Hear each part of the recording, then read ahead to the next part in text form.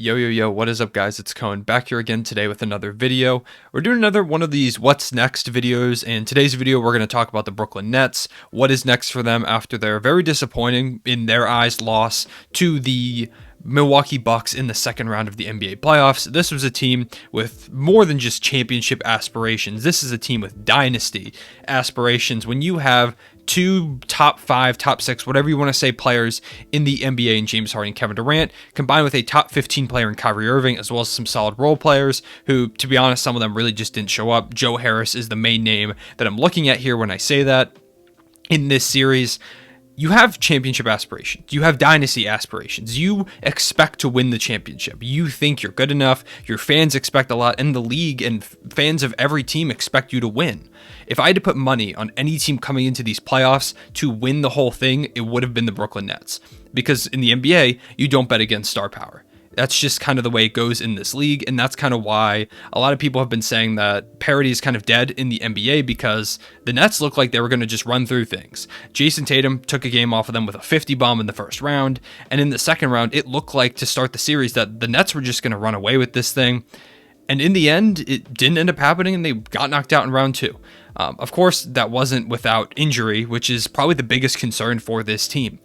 There's not a lot to say about this Nets team going forward. I think you know what's next for this Nets team. It's more Harden, it's more Durant, it's more Kyrie Irving. It's more of those 3 guys. All 3 of those guys are under contract next season, and the year after, they all have player options that they could either opt into to stay together, or if I'm assuming they'll probably all opt out so they get more long-term contracts going forward, because at that point they'll be entering, James Harden will be 33, KD will be 34, and Kyrie will be 31. So I'm sure they're all going to be looking for another big contract at that point in their careers. So I'm sure they'll all opt out, and who knows, maybe they all leave or maybe they resign. But what this does mean is next year is huge. Next year is really big for this Nets team, because if they disappoint again and it looks like things just aren't working out, who's to say that 2 or all 3 of these guys might leave in free agency after next season?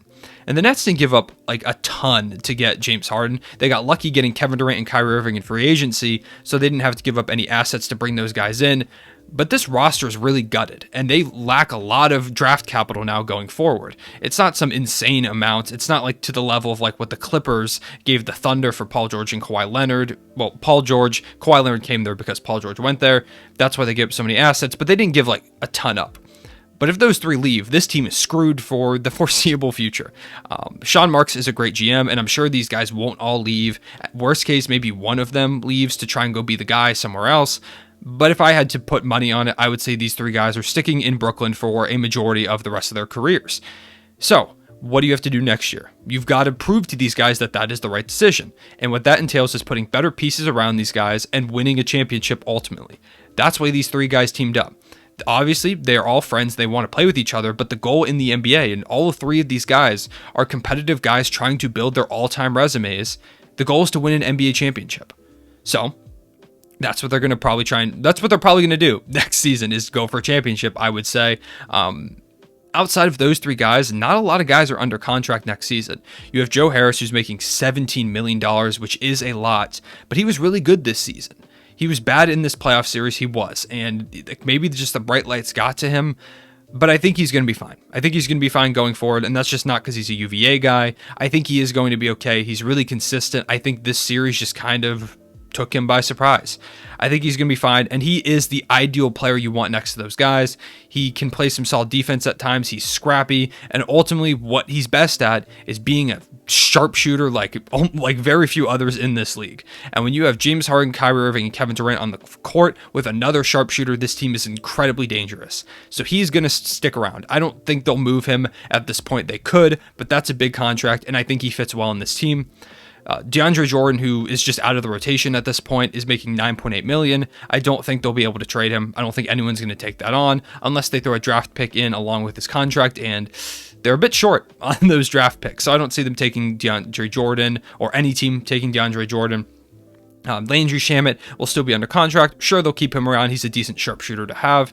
And then other than that, it's like Nick Claxton is left on his contract, and that's a good plus to have because I think he is the future of their center position. I think next year they should try and get him to be the guy at center. But outside of those guys, that's pretty much it. You have TLC, who I think is gone. You have Bruce Brown, who played a big role for this team a lot this season. I would expect for them to try and bring him back, and I'm sure they'll be willing to pay him a decent bit of money, so I wouldn't be surprised if he is back next season. Blake Griffin is a big name they have to think about. He was great over the course of this year, especially in this series. He surprised me a lot, playing a lot of small ball center, starting at center for them pretty much every single game. I think it was every game in this series, and he did better than I thought he was going to. Against a Bucks team that could really punish you down low, he was great. He played great defense. He provided them with a lot of shooting, spacing. He did a good job. So I wouldn't be surprised if he does come back. He might be looking for a bit more money, which is the only problem I could see. But if he's trying to win a championship, which I wouldn't be surprised if he is at this point in his career, I think it's a good chance that he could return. Jeff Green is another guy who I think comes back. He probably won't get a ton of money anywhere else. I think he could get maybe a $5, $6, $7-ish million contract. But ultimately, at this point in his career at age 34, he's probably going for a championship, seeing as he probably doesn't have a ton of years left. And he was great for this team. I'm sure he loves being around KD, who he was teammates with a while ago. James Harden, Kyrie Irving, it seems like he got along well in this culture, and I think he was a great fit for this team, great role player to have. So I think he sticks around. And finally, the big one is probably Spencer Dinwiddie. He's a guy they didn't have all season, and a guy who's going to, I would say, pretty much 100% decline his player option. He was lost for the season earlier before pretty much anything really big happened. So we've never seen him alongside James Harden and Kyrie Irving. And theoretically, he could make, I think he's 6'5", 6'6", maybe even 6'7". He's tall. So theoretically, he could play the small forward for you at times if you want him to. But he would be a phenomenal piece for this bench. And I think they're going to try and keep him around. He is going to ask for a decent bit of money, but with the way that he has played for the Nets over the course of his career, I think he's going to be back. I think they give him a good offer, unless some other team offers him $20 million, which is a possibility with some of the lack of big name free agents that are on this market. I think ultimately some team is going to throw him money, and he's going to have to decide, do I want to stay in Brooklyn, where I've been, who gave me a shot, and try and win that championship along these three guys? Or at age 28, do I go chase that bag? Theoretically, Brooklyn could also give him a bag, but who knows how much money they're going to offer him when they probably want to bring in more free agents as well. That's something to think about as well. I don't think there'll be any coaching changes. I think Steve Nash is going to hang around. Maybe Mike D'Antoni won't be on the coaching staff anymore because a lot of teams seem to be considering him for a coaching opportunity. I think Ime Udoka, I believe that's how his name is pronounced. If it was wrong, please let me know in the comment section below so I can correct myself. But he's another guy that a lot of teams have been looking at. I know particularly the Boston Celtics have been looking at him as a potential fit for their vacant head coaching spot right now, and I wouldn't be surprised. He's a great coach, and he's a guy that I really think should get an opportunity as a head coach in this league, so I wouldn't be surprised if both of those guys are gone. So next season could be a big step up for Steve Nash. He's going to lose two of his top assistants, assuming they do take jobs, and I think it is a strong possibility that they do, but maybe one or both could be back. But if they do leave, he's losing two of his top guys. So it's going to be a big jump for him, and he's really going to have to show what he's made of. I think this was a good learning season for him. Ultimately, next season, if the Nets are healthy, they will be the favorite to probably win the championship. Barring some crazy circumstance like Damian Lillard getting traded to Milwaukee or Boston, or even in those cases, they probably still are the favorite to win the championship. Barring Damian Lillard to the Lakers or Clippers or something like that, I think this team is the favorite to win the championship going forward and will be for the next couple seasons. It's just really up to health. Can they stay healthy? James Harden dealt with a hamstring injury all throughout the season. And ultimately, in this series, it hindered him a lot in those last few games that he played. Kyrie Irving left the series early with an ankle injury that he never ended up returning from. KD dealt with a leg injury that kept him out of the All-Star game earlier in the season. So all three of those guys missed some time. They've got to stay healthy is the big thing. And having those three guys, I think they got to figure out a better way to rest each of them throughout the year so that when they get to the playoffs, hopefully they're healthy. Kyrie Irving's really wasn't a rest-based thing. It was just a freak injury. And those kind of happen in the playoffs sometimes. I think injuries are really the only thing that can keep this team from reaching its full potential, especially because what I've been saying all season is that this year was the best opportunity for these Eastern Conference teams to go get a ring, or go make a finals run before the Brooklyn Nets gear up for a run next year. Next year is the big one. They will get Spencer Dinwiddie back, assuming he resigns. They'll have another year of chemistry between Kyrie Irving, James Harden, and Kevin Durant, who really didn't play much together all throughout the season. I think they only played 8 games all together before the playoffs, which is not very much. So they'll have a lot of time more to build chemistry through an offseason.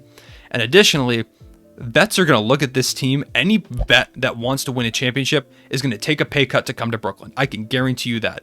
People are going to be pissed off at the free agents that decide to come to Brooklyn in this offseason.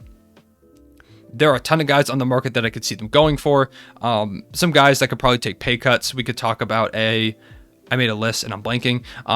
We could talk about guys like maybe a Montrezl Harrell opts out of his player option and decides to come here because he wants to compete and he's not getting play time. Maybe he gets promised some play time as a backup center on this team as opposed to where he wasn't getting play time on the Lakers. That's a possibility. I could see a guy like Serge Ibaka maybe even coming here after dealing with a season-ending injury for the Los Angeles Clippers. He could maybe get some more money elsewhere, but maybe he looks at his career and he's like, I got hurt. I need to make sure I go out and win a championship. And we get to play alongside 2 guys who he's familiar with in James Harden and Kevin Durant. That's another possibility I could see. If you notice the theme here, it's big men. They need to go out and get some veteran big men who are willing to take a pay cut and join their team. And I think there's a lot of options. I think Blake Griffin could still come back amongst some other guys. Guys are going to want to come here. It's just a fact. When you are a destination like this, guys are going to want to come here. Maybe you even have a guy like Otto Porter Jr., who's a solid 3-and-D type wing if he's able to stay healthy, which is a concern. But if he's able to stay healthy, he's shown potential in the past to be a great 3-and-D player. I'm pretty sure he's a free agent. And so maybe he decides to take a pay cut to come to Brooklyn, show that he can be part of a winning team, and ultimately maybe make out with a big contract later in his career, try and rehabilitate himself. Those are all possibilities I could see. There are plenty of other names like a JJ Redick. Maybe we'll want to come here, be another shooter for them. Why not? Maybe like a Danny Green is a potential name they could look at, although I think Danny Green will probably ask for more money because he continues to be important pieces to these contending teams like the Raptors, like the Lakers, and now once again with the Sixers who have a Game 7. As you're seeing this video, the Game 7's already happened, so who knows what happened? Actually, no, I think I'm going to upload this tomorrow when I'm recording this. So no, it has not happened. I'm actually at that game right now, which is why I'm pre-recording this video the night before. But anyways, that Game 7 is going on, and Danny Green, while he's not there right now, has been an important part to that Sixers team. So ultimately going forward, the Nets are going to be contenders. I don't think that's any question. They're not going to blow it up anytime soon. I don't think this is the end of the Brooklyn Nets. This wasn't even their best opportunity to win a championship in this era. I think next season is go big or not necessarily go home. Next season is really when they're going to load up, I think, with veterans, potentially bringing back Spencer Dinwiddie, maybe Blake Griffin comes back, better chemistry, a full offseason to rest up and get healthy, and that's when they destroyed the league. If I had to place money on one team right now to win next year's championship, it's the Brooklyn Nets. And we'll see if it happens. I appreciate you guys watching this video. Let me know what you thought about the Brooklyn Nets. Will they be a contender for like the foreseeable future? Is next year the last year of this team? Do you think they'll collapse or something? I don't know. Let me know what free agents you think the Nets will get. If you're a Nets fan, how you feeling about this season? I know it wasn't the end that you were hoping for, but ultimately injuries happen and hopefully they're able to get healthy. So with that being said, I will see you guys later. Real one, say it back.